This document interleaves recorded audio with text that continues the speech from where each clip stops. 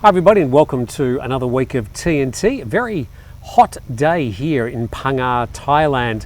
Not much of a sea breeze to sort of cool things down. So I'll do this as quickly as I can before I start getting the shirt completely drenched.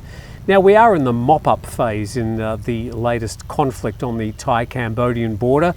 Peace is holding, but there's a whole lot of smaller items which are hanging around which either need clarification or at least explaining in this time after the ceasefire which occurred 1 week ago.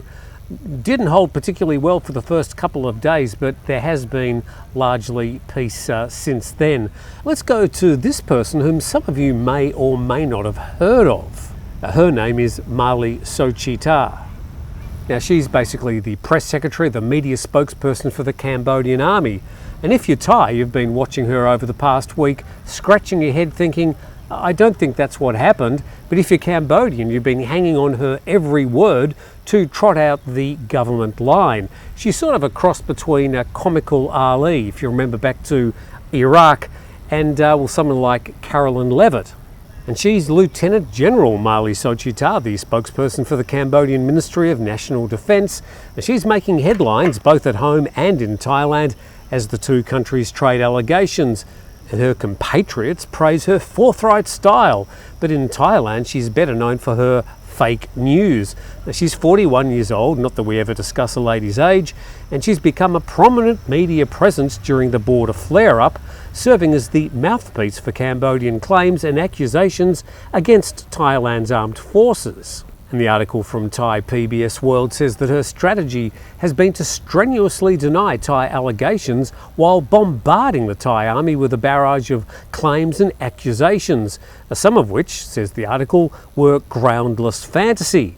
These include her declaration that Thailand had resorted to chemical warfare, a claim rejected by the Royal Thai Armed Forces as completely unfounded.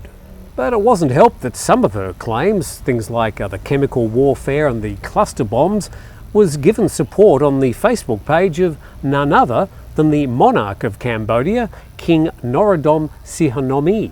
And with apologies to His Majesty if I got the name completely wrong, but he posted that Thailand had committed another act of war crime through the use of chemical weapons targeting Cambodian troops. He said in his second paragraph, the use of such weapons is considered one of the most serious war crimes. And he also posted last Friday that Thai troops also used cluster bombs, which are banned under international law and likewise considered a war crime. So such claims deserve serious investigation by the media, especially when they come from the King of Cambodia. So media organisations, one of them, AFP, rolled their sleeves up. And they did a lengthy fact check, noting, for example, that the photo of the US aircraft dropping fire retardant was falsely linked to the Thai-Cambodia conflict. And here's the image used, posted widely on Cambodian media. Thai troops use poison gas to kill Cambodian civilians. But the photo was actually used and posted back on January the 11th this year by Reuters, and the paragraph there saying the photo is captioned, an air tanker drops fire retardant at the Palisades fire as seen from Woodland Hills. So that's an aeroplane dispersing fire retardant, not poisonous gas. It says the photo was originally published by the Reuters news agency in a report about firefighting efforts during the Los Angeles wildfires in January 2025. So in this case, it was very nice of Cambodian bloggers and social media enthusiasts to share that photo of the operations against those Californian fires, but it wasn't anything to do with Thailand and certainly nothing to do with chemical warfare. And going to some other unintended consequences from Thai PBS World again, nationalist fury in Thailand sparks Cambodian worker exodus and labour crisis. And over 100,000 Cambodian migrant workers have fled Thailand in recent weeks, driven by fear after border clashes ignited a wave of patriotism, hate speech and violence. And the tipping point apparently on July 24 evening when a group of Thais, reportedly incited by inflammatory social media posts, stormed an immigrant enclave in Bangkok's Minburi district and violently attacked Cambodian workers. I'm glad to say the Thai perpetrators were swiftly arrested. And according to a migrant working group coordinator, Cambodians across Thailand were gripped by fear as reports of the attack spread, while relatives back home urged them to return. The exodus of Cambodian workers has sparked labour shortages in multiple sectors of the Thai economy. The eastern provinces, Rayong, Chanthaburi and Trat, form Thailand's fruit basket, generating hundreds of billions of baht annually. A slump in their agricultural output would have a knock-on effect. And according to this article, he said before the border tensions flared in May, Thailand hosted roughly 500,000 Cambodian workers. And just checking that number, we checked with IOM, the UN migration organisation, the headline Cambodian labour migrants in Thailand, and it said it investigates the situation of the estimated 650,000 Cambodians who work in Thailand. It's among the most comprehensive research studies ever conducted on this often poorly understood group. And that's just the Cambodian migrant workers that they're actually able to get some sort of fix on. I imagine there'd also be tens of thousands of freelancers just wandering across the fairly porous border and working in nearby factories or opening up a little market and selling second-hand shoes or fruit or whatever. And we'll never be able to get a fix on them. And we move to a different aspect of this mop-up, and this reported in the Khao English Facebook page. The Health Minister orders a solution to the odour of corpses.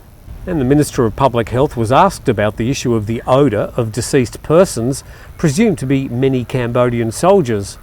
And he explained that in addition to the smell, there's also a need to prevent infectious disease.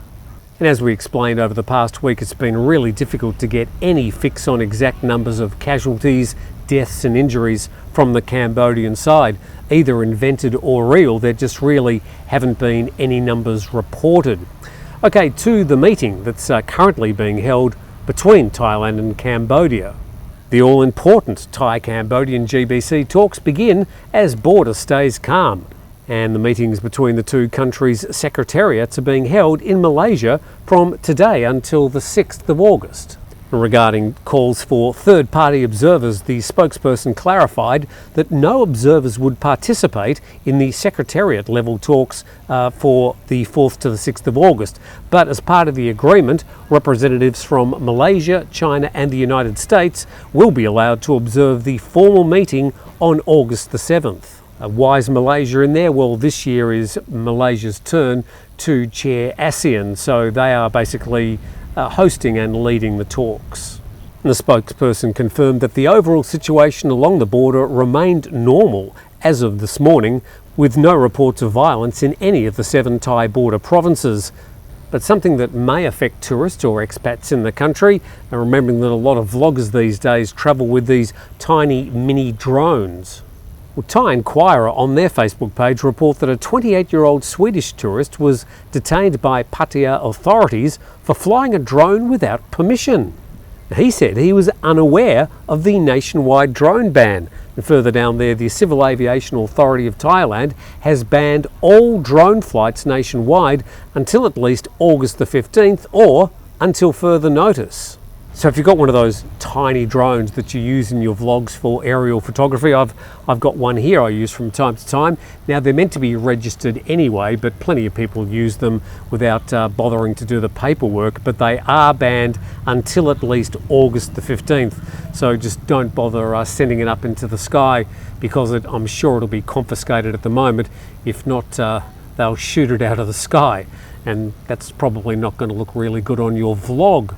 But that's sort of the situation as of Monday afternoon. Of course, the big story at the moment are those talks progressing until the 6th of August, and then the joint meeting when other international partners get involved. And so we should, by the end of this week, have, well, at least some way forward in this Thai-Cambodian dispute. Please subscribe to the channel. Thank you very much for watching this afternoon, and we'll see you next time.